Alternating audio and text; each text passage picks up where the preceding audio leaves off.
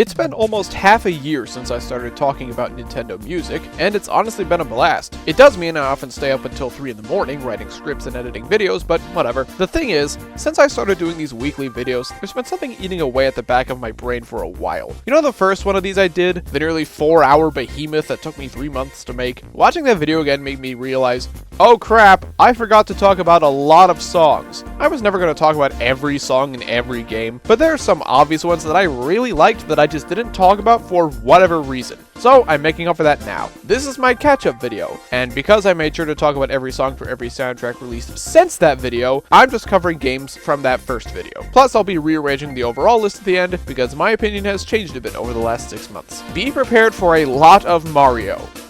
I think I covered the first 10 or so games well enough, so our first stop today is Luigi's Mansion. The main song I forgot to mention last time was also one Nintendo forgot because it's not on the app for some reason. Uploads on YouTube call it Mansion Exterior, so that's what I'm calling it until Nintendo remembers it exists. It's probably my favorite song in the game actually, a melancholy harp and piano tune that does a wonderful job selling the mood of Luigi's Mansion.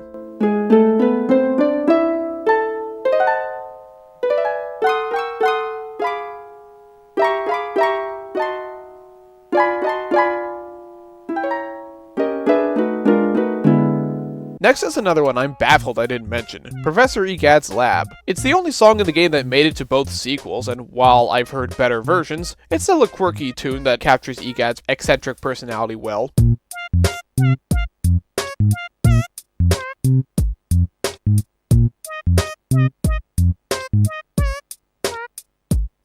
Lastly is King Boo's boss theme. I just sort of casually mentioned the boss themes when talking about Chauncey's theme, and I don't know why I didn't give King Boo his own segment. His theme is swirly and kinda trippy, much more fitting than his themes from the sequels in my opinion.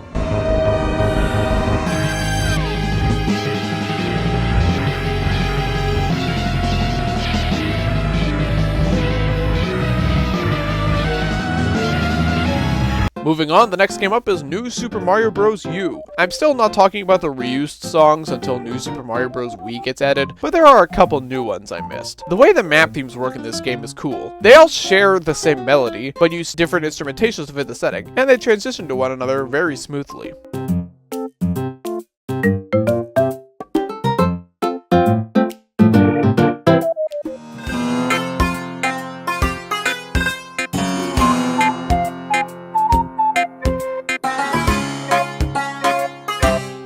The credits theme is also very good. Not as satisfying as Super Mario World or 64's, but certainly a solid way to end the game, and the claps are a nice touch.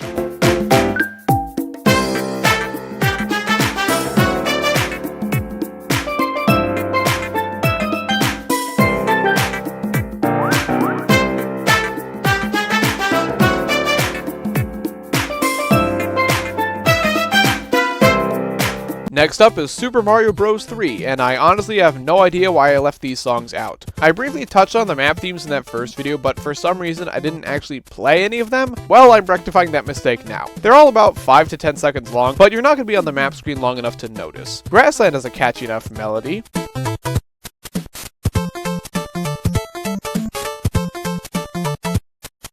Waterland would be turned into the Fairy Fountain theme in A Link to the Past, though Koji Kondo says that was just a coincidence.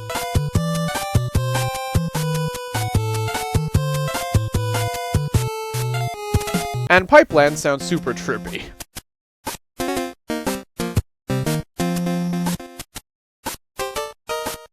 I talked about the regular boss theme, but I somehow didn't mention the final boss theme, King of the Koopas. It's very short and repetitive, but it does have a solid sense of intensity for the final battle.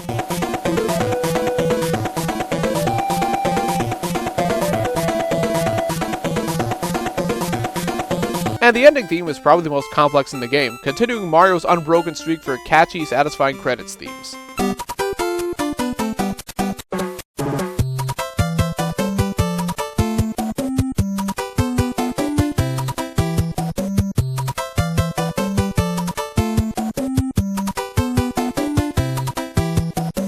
Moving on to Super Mario Kart, there are so few track themes, I don't know why I didn't just talk about all of them like I did with Mario Kart 64. Ghost Valley is very reminiscent of Super Mario World's Ghost House theme, but more ominous in my opinion thanks to the low SNES strings.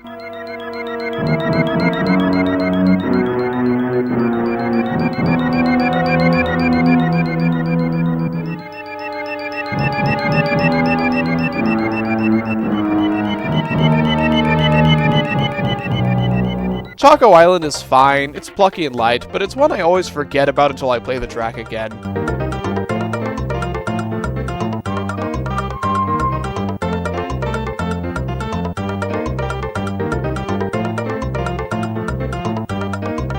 Vanilla Lake is almost exclusively SNES chimes, and it makes for a very unique sounding tune, even if it's pretty short.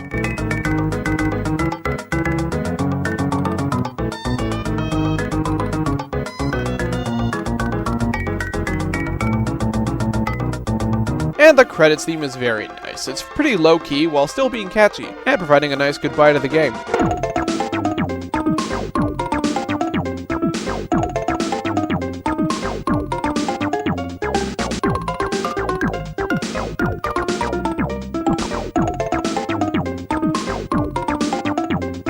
Hey look! Something that isn't Mario! The Legend of Zelda Skyward Sword has a few songs I forgot to mention before, and the first one is Fi's theme. I think I realized my mistake while editing because I used it as the background track for when I was introducing Skyward Sword, but now I'll let you hear this lovely flute piece without me talking over it.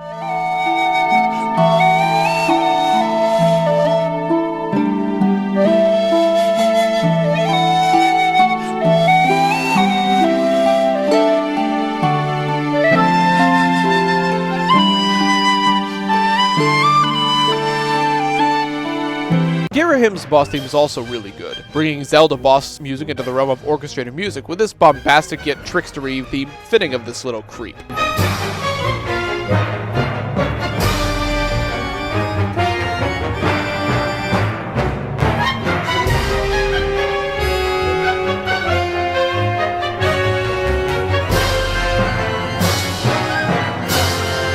The Imprisoned's boss theme is suitably imposing with powerful drums, and even though fighting this thing is a chore, the music makes the process a little better.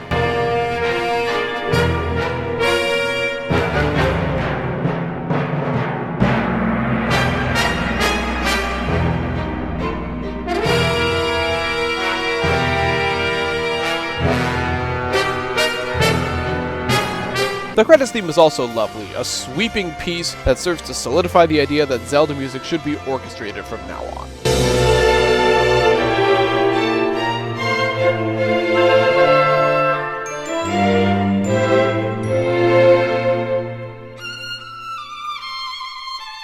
Splatoon 2 only has 2 songs I really should have mentioned last time, so this will be quick. Incoming is this game's signature song, I guess, and while I like the melody, the vocals just kinda sound like Charlie Brown and Sally from Peanuts arguing in gibberish, and now you'll never be able to unhear it.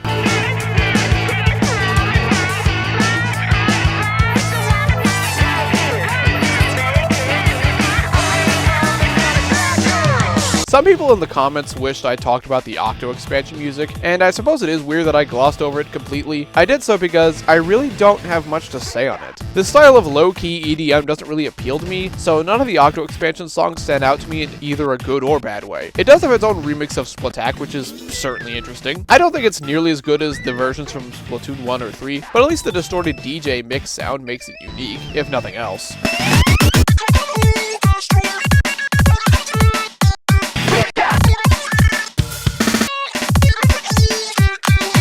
I'm pretty satisfied with my coverage of Yoshi's Island, but I can't believe I didn't talk about the opening melody. This music box style lullaby is so soothing, I can easily see why it seems to make everyone who listens to it feel a rush of nostalgia, even if they've never played it before.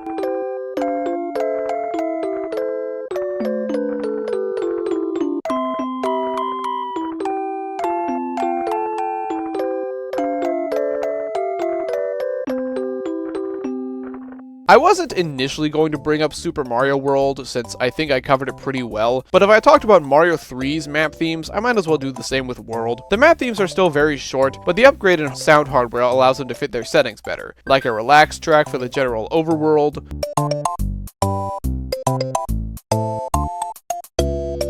a mysterious, borderline uncomfortable track of the Forest of Illusion,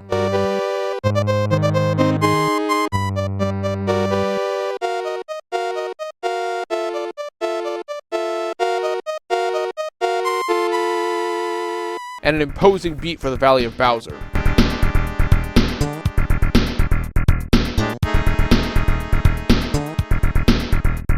Metroid Prime also only has one track I felt the need to bring up, and that's the final boss theme. The second phase of Metroid Prime's boss fight is a twisted remix of the title theme, and it sounds sufficiently alien for a battle with this monstrosity. Not one of the best final boss themes, but still pretty good.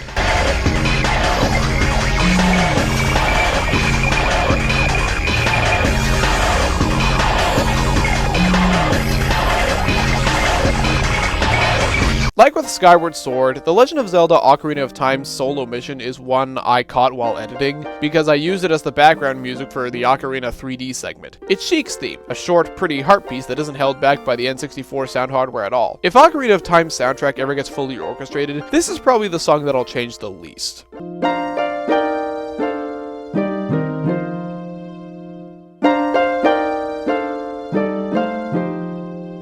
Super Mario 64 is another one I covered pretty thoroughly, but I'm honestly really annoyed at myself for forgetting about Peach's Castle. This is one of the most iconic Mario songs from the 90s. How did I skip this one? It's turned into Peach's theme over the years, and yeah, the light strings suit her very well.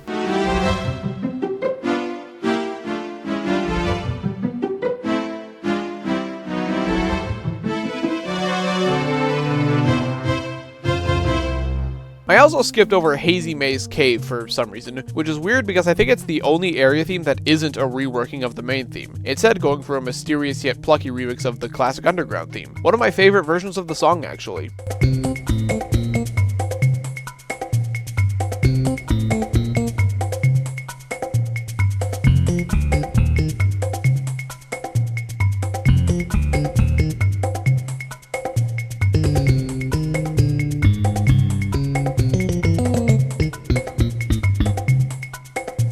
I think the only song I missed in Mario Kart 64 was the Battle Mode theme. It's fine, it's bouncy and fun, but definitely not one of the best.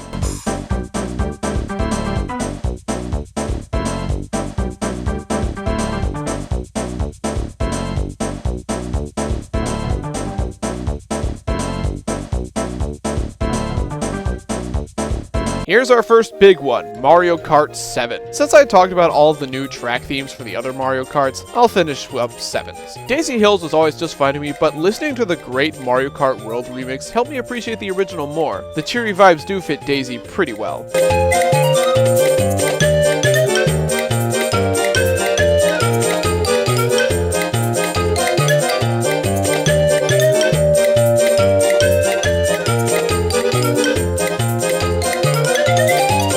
Cheep Lagoon is pretty whatever. It's definitely my least favorite new track theme in the game, but I can't dislike a song with tropical instruments.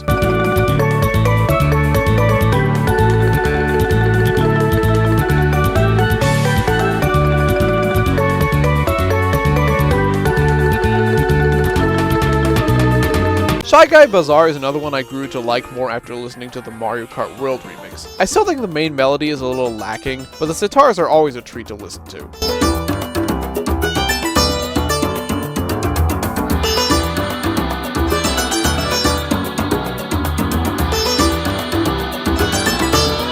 Music Park has always felt off to me. You have a course literally themed around musical instruments, but you don't actually use any of them in the song? It's still good, but I don't think it fits this particular track.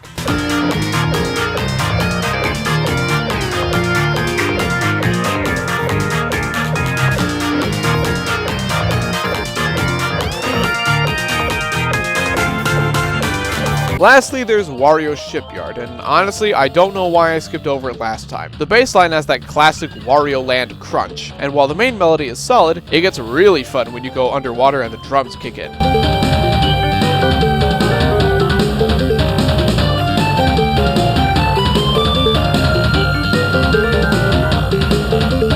I'm still waiting for the other Mario Karts to show up on the app before I mention most of the retro tracks since they don't sound that different, but I will shout out GBA Bowser Castle 1 for giving the track a fun rock feel.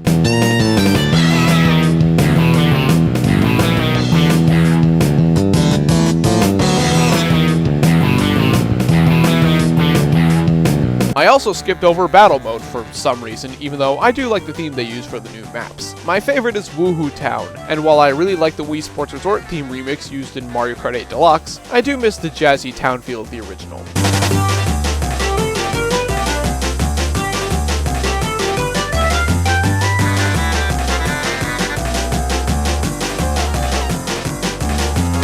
GBA Battle Course 1 is also stupidly catchy, improving on the already fun original with the synthetic trumpets, smooth bassline, and clapping.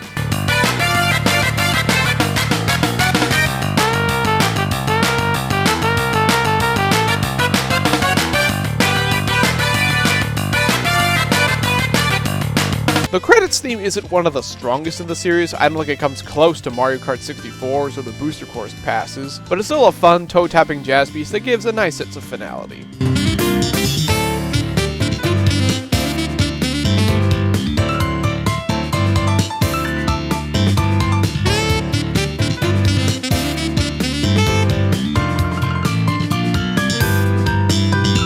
Donkey Kong Country also has a few I'm surprised I didn't mention before. Most obviously the title theme, which starts off with the original Donkey Kong title theme before transitioning into a high-quality jungle rock version of the song, letting you know this is a brand new era for DK.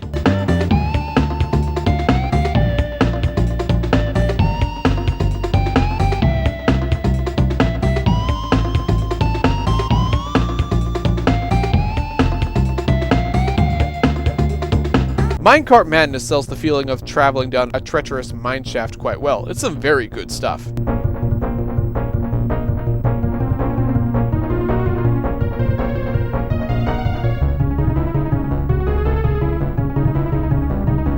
Funky's Fugue is DKC's only contribution from Killer Instinct composer Robin Beanland, and you can definitely feel the KI influence in it, particularly the beat.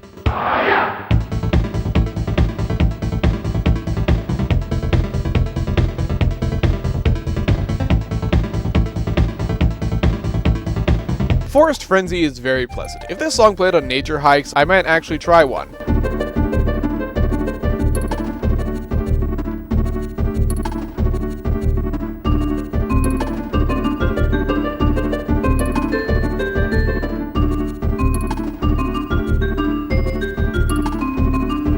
And Bonus Room Blitz is just fun, what with the cheery pan flutes and xylophones.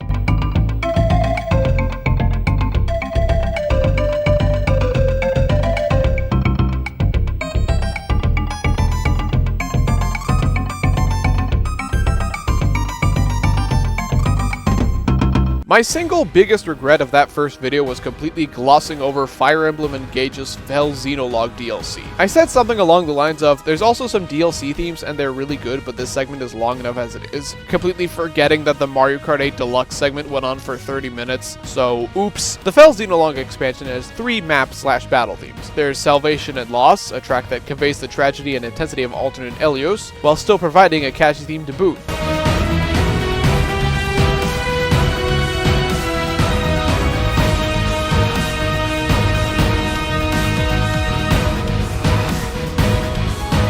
Inconstant One gives off some of that demented energy the Four Hounds theme from the base game has, but is more booming and intimidating for battles against alternate versions of your party members.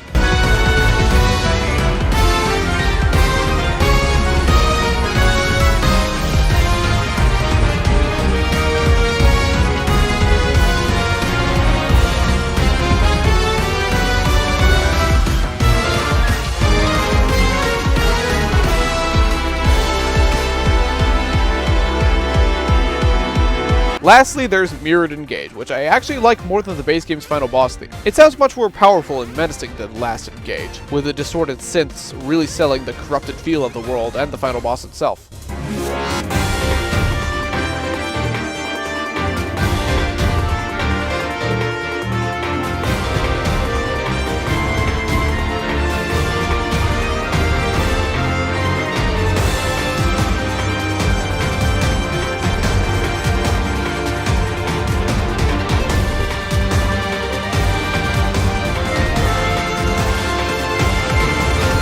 DKC 2's soundtrack is so freaking good that I wanted to talk about as many songs as possible last time, so there are only a few to catch up on. Hothead Bop is most certainly a bop. Most lava level themes try to be really intense, but this one decides to keep it fun while using the beat to make it fit a volcano.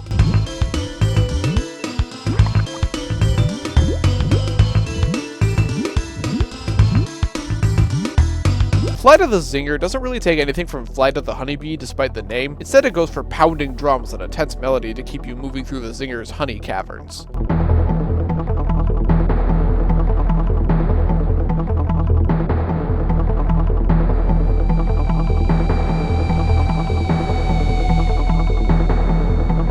And the credits theme is really solid, a satisfying track to match the feeling of relief after beating K. Rool and saving DK.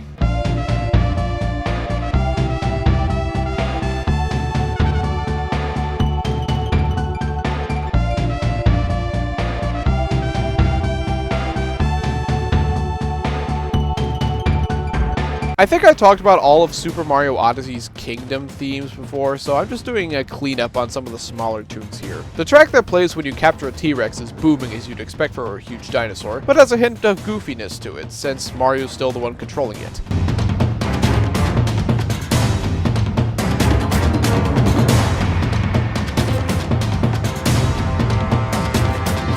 One song I'm surprised I didn't mention was Above the Clouds, a peppy remix of the bonus game theme from Super Mario World, perfect for the hijinks you get up to in the sky.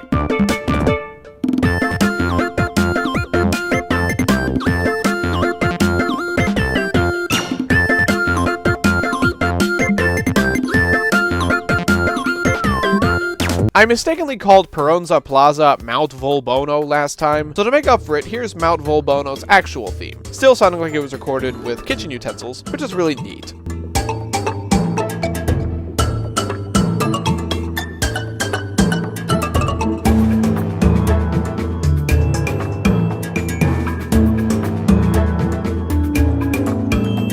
The main courtyard of Bowser's Castle has a fantastic opening, but it took me a while to get into the rest of the song. I like that the beat is the Super Mario Bros. 3 final boss theme. That's a very nice touch.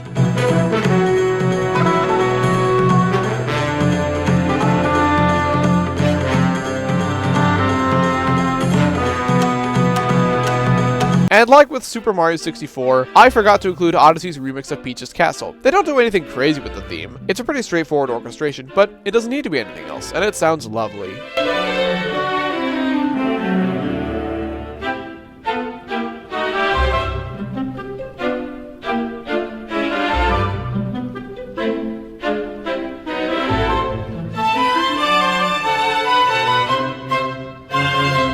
We're getting near the end, but despite spending half an hour on Mario Kart 8 Deluxe last time, there's still a lot that I cut out, particularly from the Booster Course Pass. Starting with the base game, N64 Toad's Turnpike doesn't quite capture the magical dreamlike feel the original did, but the techno beat does still make it a fun listen that works well with a nighttime drive.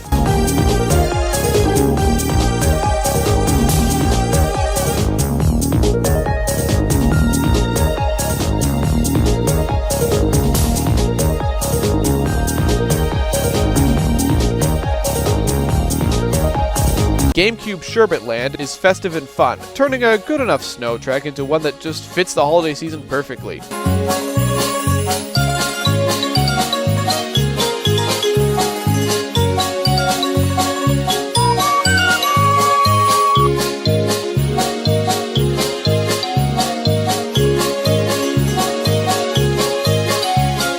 I'm not sure why they decided to turn GBA Ribbon Road into a surf rock tune, especially since the course itself is a kid's bedroom, but I love me some surf rock, so of course I'm gonna like it.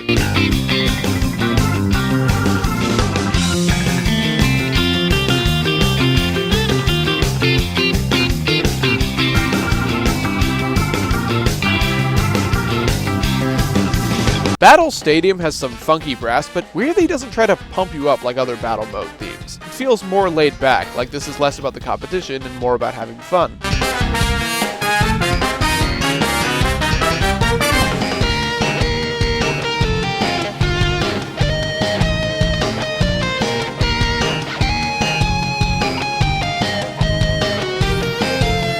Sweet Sweet Kingdom's theme is just Sweet Sweet Canyons with slightly different instruments, so it's not worth talking about, but Dragon Palace has less emphasis on the rock and puts more on the bouncy bass and Chinese instruments, which gives it a very different feel from Dragon Driftway.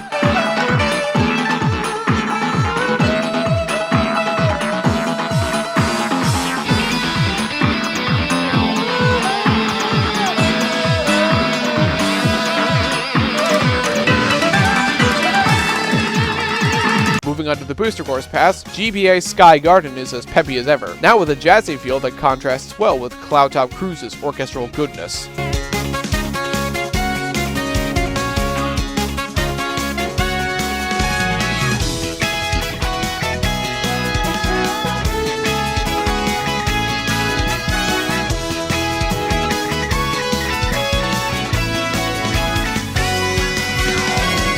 Tour New York Minute sounds like it came from a Broadway musical, which is exactly what you'd want for the setting.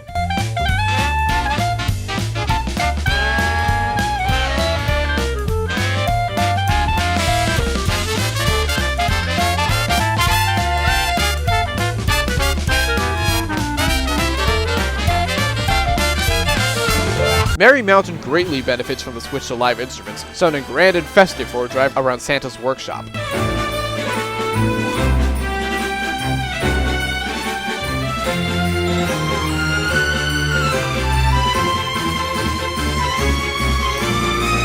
Tour Amsterdam Drift isn't changed much from the original, but the accordion and accompanying vocals make for a very fun track, and the added whistling is a nice addition.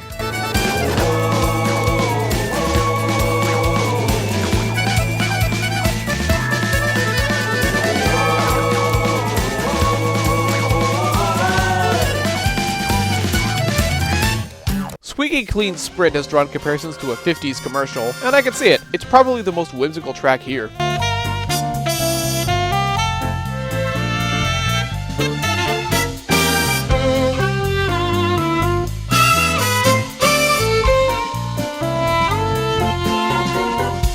Tour Los Angeles Laps lost the odd synths and the bass from the original, but I think the snazzy saxophones make it sound a lot better, though I feel a surf rock tune would have fit the setting more.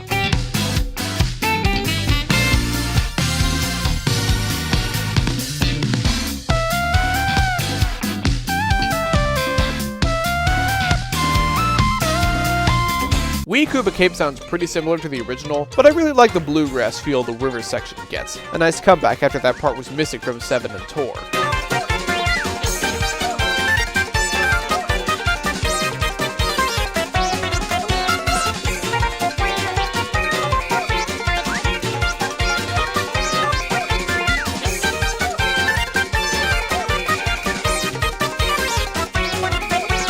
Wii Daisy Circuit sounds a lot more lively than the original with the live instruments, turning one of Wii's more forgettable themes into one I'll happily listen to again and again.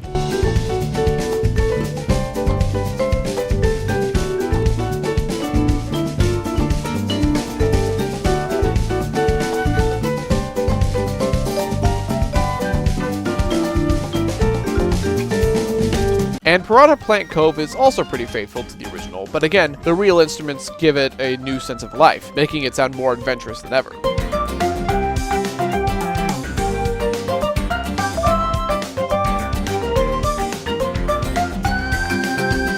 Our last stop is Super Mario Galaxy, and there are only 2 songs I missed before that I want to bring up. The first is Dino Piranha, mixing the quirky synth beat with strings to make for an intense start to the game. None of the bosses aside from Bowser use real orchestration, but Dino Piranha makes better use of the synthetic instruments than most.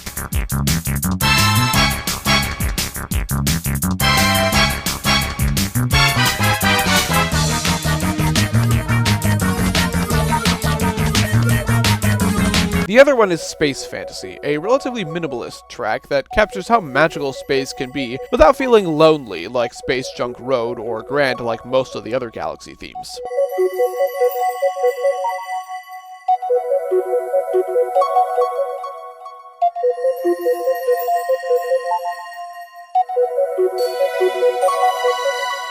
And that's all the tracks I missed before, so let's move on to the rankings, because I have some thoughts about the new order. The first change is that I switched Super Mario Bros. And Tomodachi Collection, and to be honest, I have no idea why I put Tomodachi Collection higher in the first place. I think I only talked about Afternoon on the Island before, and while it's decent, it is in no way better than Mario 1's ground theme. I also moved Pilot Wing 64 down to 64th place, and not because of the pun. I like its music, but more than Wii Fit Plus, Luigi's Mansion, and Pikmin 4, I think I was being overzealous back in my Pilot Wings video, though I still agree with where the other 2 placed. The biggest change was moving Nintendogs all the way down to 56th. For some reason, I had it above Mario 3, Animal Crossing New Horizons, and Fire Emblem The Blazing Blade, and why? because of the chiptune remixes from Mario Kart Double Dash? Yeah, I don't think that's a good enough reason to put Nintendogs ahead of them. The Wii channels also got bumped down a bit to 54th. I like the Wii Shop channel theme a lot, and the rest of the channels have good stuff, but come on, Mario 3's music is clearly better as a package. New Super Mario Bros. U also got moved up several spots to 48th. I think I had it so much lower before because I wasn't counting the reused tracks of New Super Mario Bros. Wii, but since I put Kirby's Dream Buffet where it was because of its own ported tracks, I think it's only fair to do that with NSMBU. I'm pretty happy with the top half of the list, but I also moved Mario Kart 7 and Fire Emblem Engage up past Donkey Kong Country and F-Zero X to 14th and 13th place respectively, because of Mario Kart 7's retro tracks I apparently didn't take into account before, and the Fell Xenologue DLC. Maybe I'll change the rankings again in the future, but I'm satisfied with where everything is for now. I'll see you next time for the first real episode of Nintendo Music Weekly for 2026. I could try to predict what they'll add next, but Nintendo seems to do whatever the hell they feel like, so we could get literally anything. We could get Xenoblade Chronicles, or Donkey Kong Country Tropical Freeze, or we could get Mold Mania. I don't know. Bye.